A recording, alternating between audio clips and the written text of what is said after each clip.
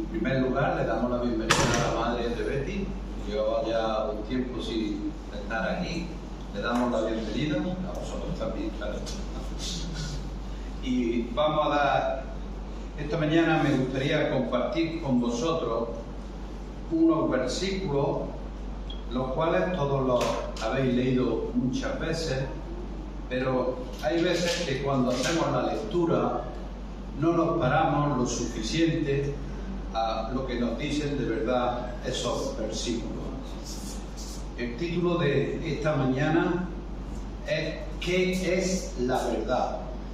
Para ello nos vamos a ir al Evangelio de Juan, al capítulo 18, los versículos del 38 al 40. Solo son 3 versículos. Juan, capítulo 18, versículo 38 al 40. Dice así la palabra de Dios. Versículo 38. Le dijo Pilato: ¿qué es la verdad? Y cuando hubo dicho esto, salió otra vez a los judíos y les dijo: yo no hallo en él ningún delito, pero vosotros tenéis la costumbre de que os suelte a uno en la Pascua. ¿Queréis, pues, que os suelte al rey de los judíos? Entonces todos dieron voces de nuevo, diciendo: no, a este no, sino a Barrabás. Y Barrabás era ladrón. Pilato, estamos viendo que fue cuando terminó la primera parte de este interrogatorio a Jesús, vemos como de una forma cortante y cínica, sale inmediatamente para encontrarse nuevamente con los judíos que estaban afuera. Mientras lo hacía, él formuló una pregunta: ¿qué es la verdad? Pero no esperó a escuchar la respuesta. Vemos que no le interesaba a Pilato la respuesta, colocándose así entre los que no son de la verdad y rechazan el testimonio de Jesús. Tal vez reaccionó de esta forma porque después de tantas experiencias como él ya había vivido, estaba convencido de que no había tal cosa como la verdad. O quizá le ocurría como ocurre a la mayoría de las personas, que no quieren saber qué es la verdad porque eso les compromete. Hoy en día no queremos saber lo que es la verdad para no tener compromiso ninguno. En todo caso, si algo quedaba claro de Pilato es que era un observador no serio, por supuesto, al que le preocupaba una persona que no le preocupaba al llegar al final de los asuntos o de las cuestiones, ni tampoco alguien que busca desesperadamente la verdad. ¿Qué es la verdad? Versículo 38 dice: le dijo Pilato: ¿qué es la verdad? Y cuando hubo dicho esto, salió otra vez a los judíos y les dijo: yo no hallo en él ningún delito. No podemos saber con certeza lo que Pilato pensaba cuando dijo esto, pero la importancia de esta pregunta y la hizo muy tremendamente. Por eso, hermanos, el alma humana necesita la verdad para vivir auténticamente. Por eso, desde tiempos antiguos, no faltan filósofos, no faltan pensadores, no faltan poetas, no faltan políticos que han hablado sobre este asunto. Hermanos, las posiciones de antes no difieren mucho de lo que ahora tenemos y lo podríamos resumir de la siguiente manera. Muchas personas buscan la verdad en la religión. Seguramente Pilato no era uno de ellos. ¿Cómo podía pensar Pilato en la verdad en medio de aquellos líderes religiosos, judaístas, hipócritamente puritanos que había, que respiraban odio y estaban sedientos de la sangre de un hombre inocente como era Jesús. Si alguien sabía bien la falta de la verdad que puede haber en la religión, ese era el gobernador de Roma.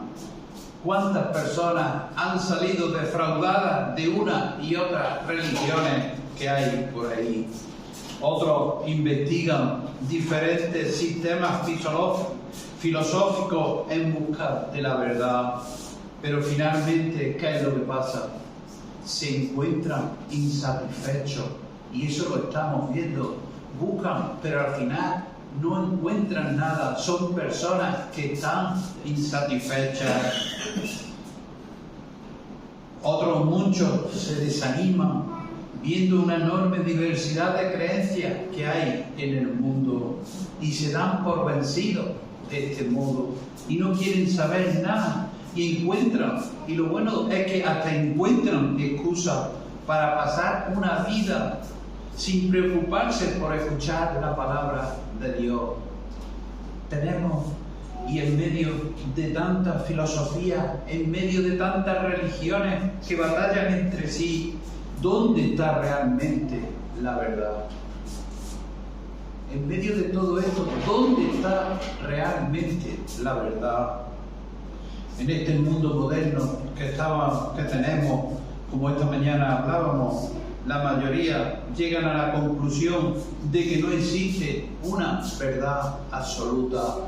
Dicen que no hay una verdad absoluta, sino que afirman que todo es relativo. Y lo estamos viendo, todo es relativo. Algo puede ser verdad, lo que puede ser verdad para mí, pero no puede serlo para ti. Dicen estas personas que lo que para mí, para ellos no es. Pero ellos pueden existir, para ellos existen muchas verdades diferentes y es cuestión de que cada uno piense, hermano. Finalmente, aunque a esto se le llama la verdad de cada uno, cuando cada uno tiene su verdad, se llama la verdad de cada uno. En realidad se está tratando de pequeños dioses que se creen con la capacidad de decidir por ellos mismos y ellos deciden qué es lo que está bien y qué es lo que está mal. Quedan, y claro, todas las personas esas que deciden ellos qué está bien y qué está mal, pues está claro que están fuera del alcance del Dios verdadero y con esos valores absolutos que nos muestra la palabra de Dios. Al fin y al cabo, para estas personas, el bien y el mal se corresponden con lo que ellos desean en ese momento y que les hace sentir bien. Sí, hermano, el bien y el mal se corresponden con lo que ellos desean en cada momento, lo que a ellos les hace sentirse bien. Y así no tengo problema. Si yo me siento bien con lo que hago, pues no tengo problema. Por eso el mundo odia cualquier verdad absoluta. Por eso odian y persiguen a la palabra de Dios. Pero jamás han podido destruir la palabra de Dios, por mucho que lo han intentado, porque ellos ven la palabra de Dios para ellos, la ven como un enemigo como un enemigo para vivir de acuerdo con su propio egoísmo. Para ellos, por eso digo, la palabra de Dios es su gran enemigo. Probablemente Pilato se habría sentido identificado con la mayoría de las posturas que se expresan allí en ese momento. Pero vivir al margen de la verdad, hermanos, es, tal como lo expresa nuestro Señor Jesucristo, trae graves problemas. Cuando estamos apartados de nuestro Dios, tenemos más problemas. No quiere decir que cuando estemos con Él no, pero cuando tenemos esas pruebas nos van a edificar. Pero si estamos fuera de Dios, vamos a tener problemas y problemas graves. Por ejemplo, es fácil formar parte del sistema religioso que se está apartado de la verdad. Es fácil volverse un hipócrita, injusto y cruel, tal como ocurría a aquellos judíos que vemos aquí, aquellos que Pilato tenía delante de él. Lo mismo ocurre con aquellos que defienden esas verdades relativas en función de aquello que sirve para sentirme bien a mí y conseguir lo que yo deseo. No solo sentirme, sino además conseguir lo que yo deseo. Y me da igual lo demás. Si me tengo que llevar por delante al que me tenga que llevar, me lo llevo. Pero yo tengo que sentirme bien y tengo que conseguir lo que deseo. Y eso fue exactamente lo que Pilato hizo. Una vez que despreció la verdad de nuestro Señor Jesucristo, el cual se le estaba hablando, Él fue el que sentenció a Jesús a la muerte como un peligroso opositor. Jesús, un peligroso opositor de Roma, hermano, porque eso, ¿qué le pasaba? Que eso le permitía a Él seguir gobernando en aquellos momentos. ¿Cuántas personas cometen todo tipo de injusticias, actos inmorales, llevados por este mismo concepto? ¿Cuántos? Y lo estamos viendo. Por eso, viendo eso, debemos meditar en lo que el Señor le dijo a Pilato. Existe una verdad absoluta que se puede estudiar, hermano, la palabra de Dios, una verdad absoluta, y Cristo ha venido para dar testimonio de ella. Es verdad absoluta. Esa verdad absoluta surge de los vanos razonamientos humanos, porque el ser humano no tiene ese fundamento, o sus instintos naturales a veces pues van por instintos, sino que ha de ser revelada por Dios, la palabra de Dios, y no tenemos que guiarnos por instintos humanos. Cristo afirmó que había venido para hablarnos de ella, y así fue, hermano. Por esa razón es el único que nos puede explicar la razón y el propósito último de nuestra existencia. No busquemos, el Señor nos lo da, el Señor es el único que tiene esa explicación para cada uno de nosotros. La verdad se ha encarnado en la persona de nuestro Señor Jesucristo, y conociéndole a Él podemos conocer la verdad. Lo único que tenemos es que leer la palabra de Dios para ver qué es la verdad. Por supuesto, hermano, este tipo de afirmaciones son las que más desagradan al mundo. Cuando tú le dices que en la palabra de Dios está la verdad, eso es lo que más le desagrada. Ellos dicen que está bien que tengamos nuestras creencias, pero que no insistamos en que son verdades.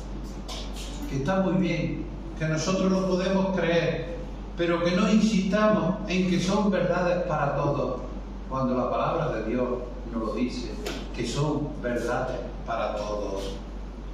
De hecho, si algo ofende al mundo es la afirmación absoluta que cuando Cristo dijo: yo soy el camino y la verdad y la vida, nadie viene al Padre sino por mí. Juan 14:6. Eso es lo que a ellos más les duele. Eso es lo que más duele, porque nos dice: yo soy el camino y la verdad y la vida, y nadie viene al Padre sino por mí. Qué privilegio tenemos con ser hijos de Dios. Pilato dijo: yo no hallo en él ningún delito. En este punto, Pilato pensó que era el momento de terminar con ese interrogatorio que había comenzado. Así que, habiendo dicho esto, salió. Pero, hermano, ¿cómo salió? Sin escuchar la respuesta de nuestro Señor. No le dejó. Para él, para Pilato, la conversación ya había concluido. Tal vez porque no le interesaba la respuesta que le iba a dar nuestro Señor, o porque pensó que Jesús no tenía que decir nada sobre ese asunto el cual le estaban juzgando. Qué irónico, hermano. Resulta haber hecho una pregunta tan importante como la que hizo nuestro Señor y luego marcharse sin escuchar la respuesta. Pero tampoco nos tiene que extrañar eso mucho. Son comportamientos similar a lo que muchas personas hacen hoy en día. Preguntan sin buscar la respuesta, preguntan sin el deseo de conocer la respuesta. Pero hermano, aunque Pilato no la quisiera reconocer, las palabras de Cristo la habían impresionado profundamente de lo que estaba dispuesto a admitir, pero salió, dejando así a una persona que realmente podría haberle contestado a esa pregunta que él hizo. Y por supuesto, si le hubiera dejado la respuesta, habría cambiado su vida para él para siempre. En lugar de eso, ¿qué fue lo que hizo? Volvió nuevamente con aquellos que le presionaban para que daran muerte a Jesús. Fijaros, en vez de escuchar las palabras de nuestro Señor, se fue con los que querían darle muerte a nuestro Señor. Su situación sabemos que es complicada. Había dado la espalda a la verdad. Pilato había dado la espalda a la verdad. Y esto le hacía tremendamente vulnerable, hermano. Le hacía muy vulnerable ante aquellos que amaban la mentira, porque la amaban de verdad. Ahora bien, después de este primer interrogatorio, había llegado a una importante conclusión. Yo no hallo en él ningún delito. Si no hallo ningún delito, pues suéltalo. Jesús no era un revolucionario, hermano, ni representaba un peligro para el Estado. Para el gobernador había quedado claro que el móvil de los judíos contra Jesús no tenía que ver con que fuera un peligro. Era un peligro, no era un peligro para los romanos, sino para sus propios intereses religiosos. No era un peligro para la ciudad, sino para los propios intereses religiosos que tenían los judíos. Ese era el peligro que ellos tenían. En ese momento, si Pilato no halló en él, que ese habría sido lo justo, ponerlo en libertad inmediatamente. Si lo hubiera hecho, Pilato no habría sido culpable de nada en la relación contra el juicio de Jesús. Pero como vemos, la posición de Pilato era muy vulnerable, y cometió el error de consultar a los líderes religiosos judíos, aquellos que no ocultaban esa sed de sangre que tenían de Jesús, porque ellos no lo ocultaban. Al hacerlo lejos de la verdad, lejos de seguir esa verdad, buscaban acomodarse en una situación política buena, social, que más les convenía a ellos. Pilato quería ser neutral en un asunto en el que es imposible tal posición. Ser neutral no podía ser. O estaba con Cristo o estaba en contra de Cristo. Después de haber aceptado la inocencia de Jesús, el Evangelio de Lucas nos dice que en ese momento Pilato envió a Jesús a Herodes. Lucas capítulo 23, versículos del 4 al 12, con la esperanza de que se hiciera cargo del asunto y él quedara libre de esa responsabilidad, lo que hoy en día llamamos quitarnos el muerto del medio.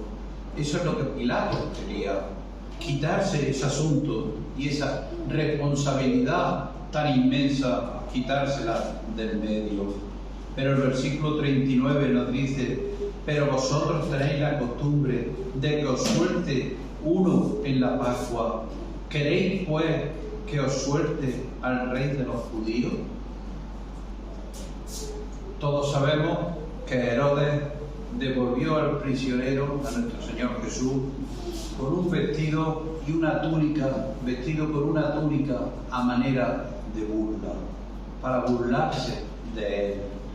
Ya en esos momentos la multitud se estaba aumentando cada vez más, como nos dice Marcos capítulo 15, versículo 8.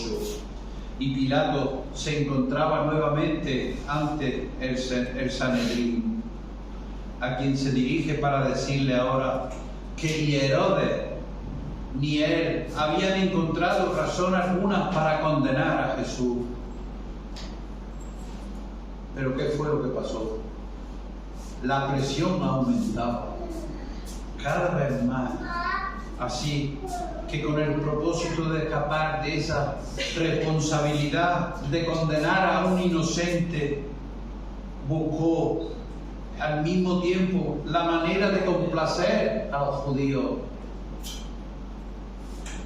Comenzó una serie de procedimientos ilegales al fin de liberar a Jesús. Como todos sabemos, era costumbre que durante la Pascua el gobernador soltara a algún prisionero condenado a muerte a elección de la multitud. En esos momentos había un criminal en la cárcel llamado Barrabás, que esperaba ser ajusticiado por sedición y homicidio. Entonces Pilato propuso al pueblo la opción de liberar a Jesús y condenar a Barrabás, esperando que las multitudes eligieran salvar a Jesús. Pilato mismo sugirió esta opción: ¿queréis que os suelte al Rey de los judíos? Seguramente Pilato pensó que las multitudes que unos días antes habían aclamado a Jesús en su entrada a Jerusalén decidieran soltarlo. Es por eso que se refiere como al Rey de los judíos, en un intento que él se inclinaría a favor de él. Pilato sabía que los líderes habían entregado a Jesús solo por envidia. La envidia, hermano. Por eso lo entregaron a Pilato, solo por la envidia que le tenían. Pero en esos momentos ya había un buen grupo de personas en el pretorio y Pilato esperaba que su propuesta causaría cierta división entre ambos allí, todos los que estaban. Pero sus cálculos fallaron una vez más. El hombre propone, pero Dios dispone. Hermano, una vez más falló. Él creía como había sido, pero no. Dios tenía otros planes. No hay duda de que era una aberración de las más grandes comparar a Jesús con el asesino que era Barrabás. Pero aparte de eso, todo el proceso que Pilato siguió a partir de aquí fue completamente injusto. El gobernador planeaba soltar a Jesús como un acto de gracia, cuando en realidad lo debería de haberlo hecho como un acto de justicia, puesto que hacía un momento había declarado que él no encontraba ningún delito en él. Y este fue el paso más resbaladizo que dio Pilato, y los judíos se dieron cuenta inmediatamente que acababan de abandonar el terreno de la justicia. Y el versículo 40 nos dice: entonces todos dieron voces de nuevo diciendo: no a este, sino a Barrabás. Y Barrabás era ladrón. Fijaros, hermano, no a este, sino a Barrabás. La propuesta de Pilato solo sirvió para provocar aún más la movilización y a las autoridades que rápidamente convencieron a las multitudes para que pidieran a Barrabás y crucificaran a Jesús. Quizás cuando las multitudes vieron a Jesús atado ante Pilato como un prisionero, se dieron cuenta de que ya no iban a satisfacer sus expectativas mesiánicas. Así que la presión de los líderes sobre Pilato y las multitudes empezaban a surtir efecto, y como resultado dieron voces de nuevo diciendo no a este sino a Barrabás. Tan solo unos días antes le habían recibido con entusiasmo al Señor en su entrada en Jerusalén, al clamor: Hosanna, bendito el que viene en el nombre del Señor, el Rey de Israel. Lo que decíamos la otra tarde, qué pronto se nos olvida lo que hacemos, qué pronto se nos olvida cuando hacemos algo y de nuevo queremos nada más que lo mejor para nosotros. ¿Dónde estaban todas aquellas personas que habían recibido sanidades y otros beneficios de parte de Dios? ¿Dónde estaban todos los que habían recibido sanidades? ¿Dónde estaban todos los que se habían beneficiado a lo largo de su ministerio de nuestro Señor? Pues todos guardaban silencio mientras las multitudes gritaban. Guardaban silencio mientras que la multitud clamaba. Esto era lo contrario de lo que la ley establecía que debía de ocurrir en los siglos. Totalmente lo contrario hicieron. Éxodo capítulo 23, versículo 2 dice: no seguirás a los muchos para hacer más, ni responderás en litigio inclinándote a los más para hacer agravio.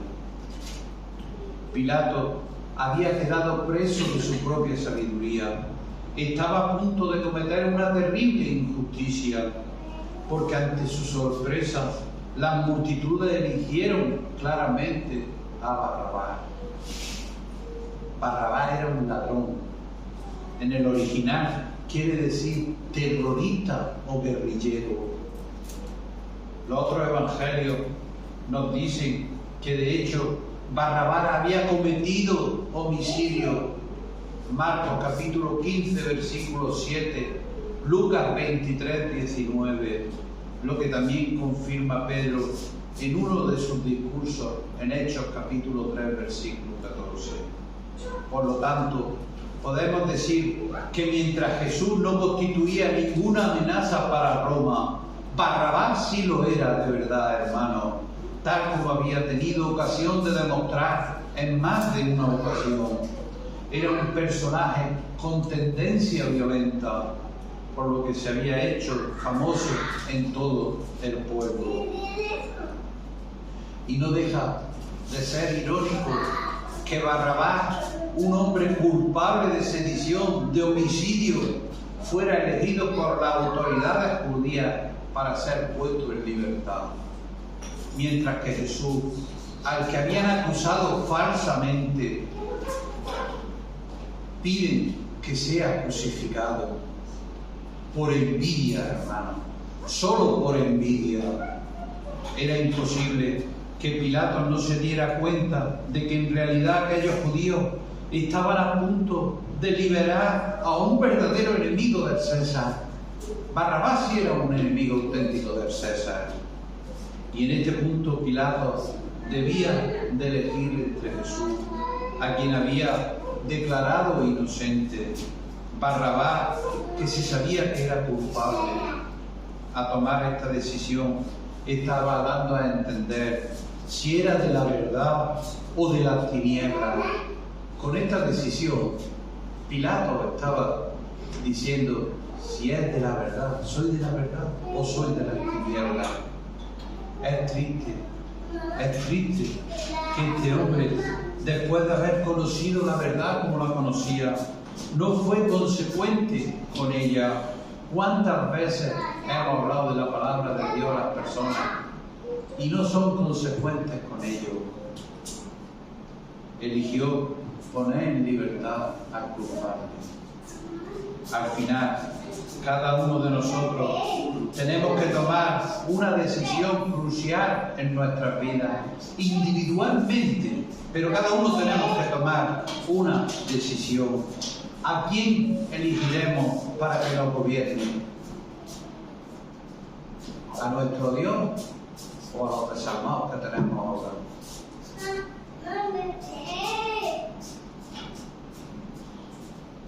Por eso es curioso notar que en el mismo término que se utiliza aquí para referirse a Barrabás como ladrón, lo encontramos también en Juan capítulo 10 para referirse al salteador, que es el rival del buen pastor. En realidad, tanto Jesús como Barrabás representan dos modelos totalmente diferentes. Tenemos la verdad y lo que no es la verdad. La realeza de Jesús se lleva a cabo mediante la revelación de la verdad y la obediencia a su Padre,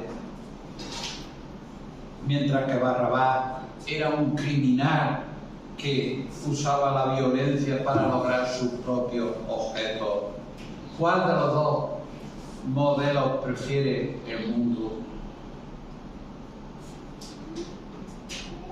Podríamos imaginar que las personas prefieren el modelo de Cristo, algo que está lleno de virtudes y que hacía el bien a todas las personas en su camino. Pero el hecho es que todo el pueblo gritó acaloradamente durante mucho tiempo para que le crucificaran. Eligieron a un homicidio hermano. El mundo prefiere lo que hay en el mundo antes de seguir a Cristo.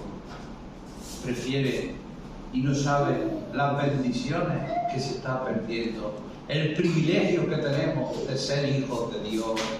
Aunque tengamos dificultades, aunque nos vengan problemas, pero como la otra tarde decía, cuando vengan problemas, Satanás nos va a atacar, pero nosotros tenemos que ignorarlo totalmente, porque sabemos que tenemos un Dios que nos va a franquear por los cuatro costados, un Dios que no nos va a fallar en ningún momento.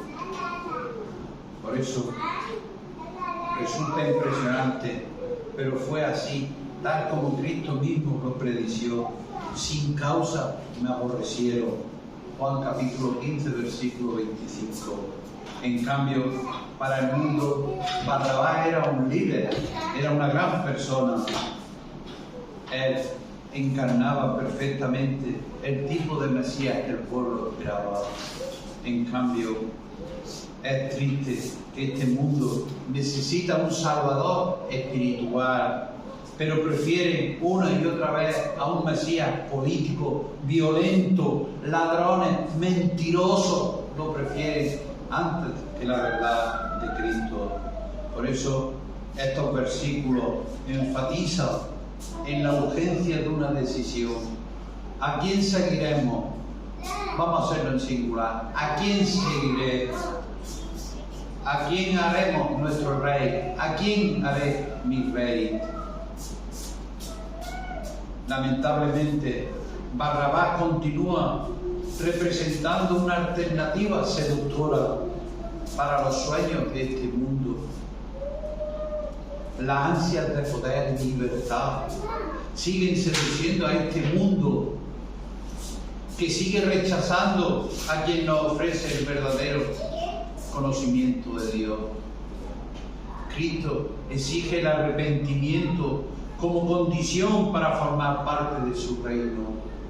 Hay que arrepentirse, pero nos trae, ¿qué pasa una vez que nos hemos arrepentido? Nuestro Señor nos trae la auténtica libertad ahora, y no ahora porque aquí es transitorio, sino en el cielo para toda la eternidad. ¡Qué privilegio, hermano! el sustituto. Una vez que Barrabás fue liberado, Jesús ocupó la cruz que había sido preparada para Barrabás. ¿Qué pensaría? Pararos por un momento. ¿Qué pensaría Barrabás cuando él viera que lo habían soltado?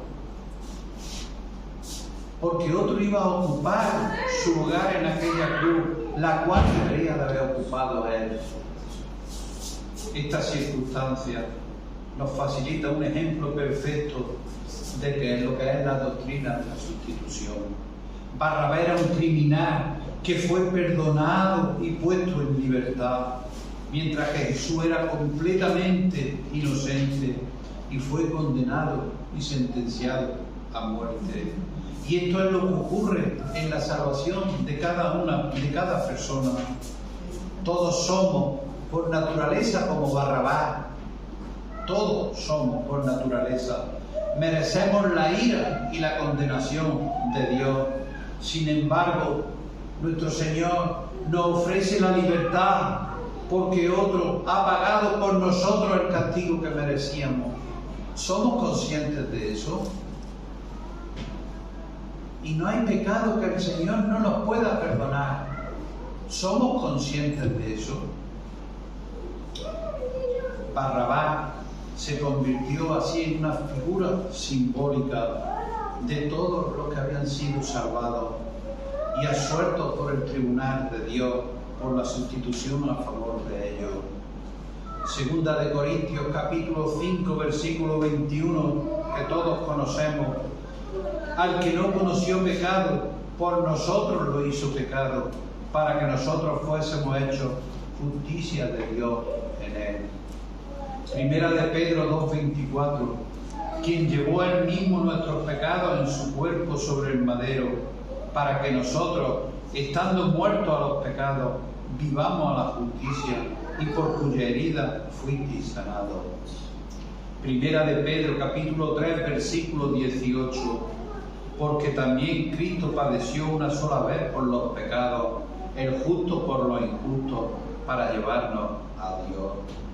Ahora bien, Barrabás vio como Jesús tomaba su lugar físico en aquella cruz, pero eso no le iba a salvar espiritualmente. Para ello era necesario que primero reconociera que merecía morir por sus pecados y pidiera la gracia de Dios por medio de un genuino arrepentimiento. Podemos imaginarnos cómo se sentiría Barrabás cuando el soldado romano le abriera la puerta y lo dejara en libertad. Pero cómo se sentiría cuando viera a Jesús ocupando su lugar en la cruz. Suponemos que le inundó una profunda sensación de alivio. Fijaros qué alivio más grande. Por eso, hermanos, tenemos que saber que esto no es comparable con lo que tienen aquellos que son sacados de la condenación eterna, los que somos hijos de Dios y vamos a ser trasladados al reino de Cristo, como nos dice Colosenses capítulo 1, los versículos del 12 al 14. Ser hijo de Dios es un privilegio y está en la verdad doble privilegio. Por eso, hermanos, seamos conscientes de los privilegios que tenemos como hijos de Dios, aunque vengan muchas dificultades, pero tenemos un Dios poderoso. Nosotros vamos a estar aquí de paso un tiempo, pero vamos a estar toda una eternidad juntos a su lado, porque el Señor bendiga su palabra.